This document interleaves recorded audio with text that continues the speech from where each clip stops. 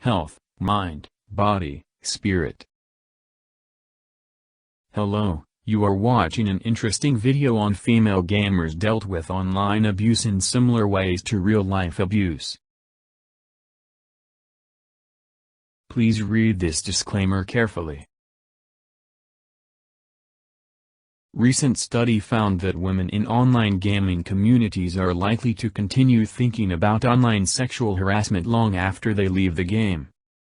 The researchers discovered that female gamers dealt with online abuse in similar ways to real-life abuse.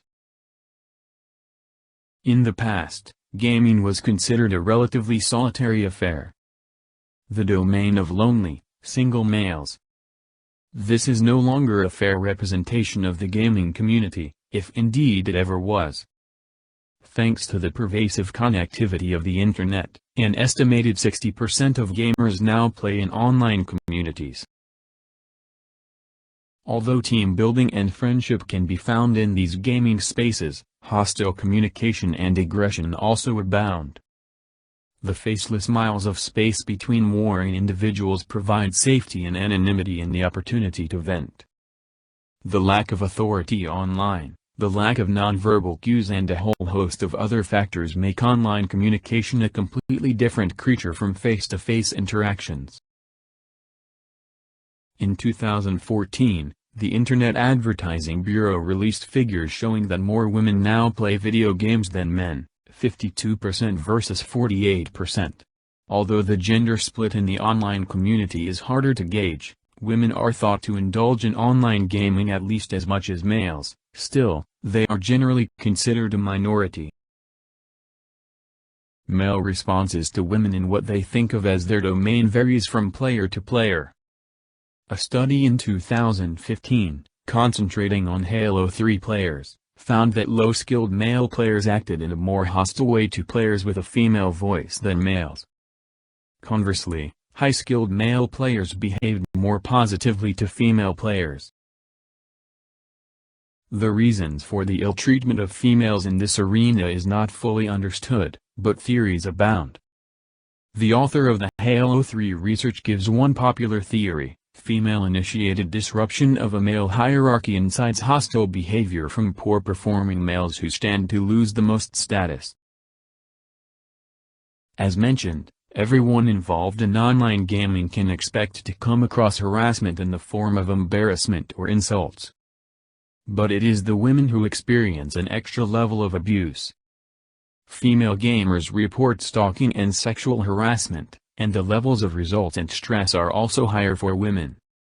Although these events are known to occur, the way female gamers cope with these attacks is not well understood.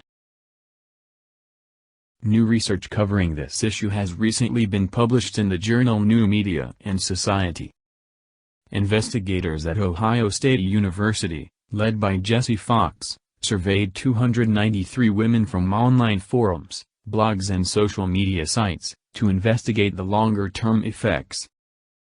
The respondents averaged 13 hours of online gaming per week, had an average age of 26 and represented 30 countries. The games most regularly played included Defense of the Ancients, Team Fortress 2, World of Warcraft and various versions of Halo. The participants were asked about their experiences of harassment, sexual or otherwise, how they dealt with it, how the game administrators or companies responded to it and how much they thought about the abuse when they were offline. According to Fox, the research showed that most female players understand the prevalence of trash talk. They are not necessarily keen on it, but they can handle it. She continues. What disturbs them is being targeted simply for being a woman. They don't easily forget those comments and continue to think about them when they're done playing.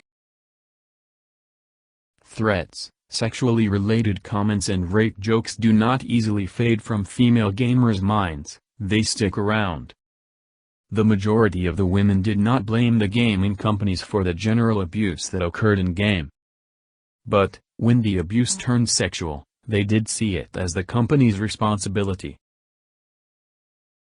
Fox says, gaming companies do drive women away when they don't take an active stance against online sexual harassment.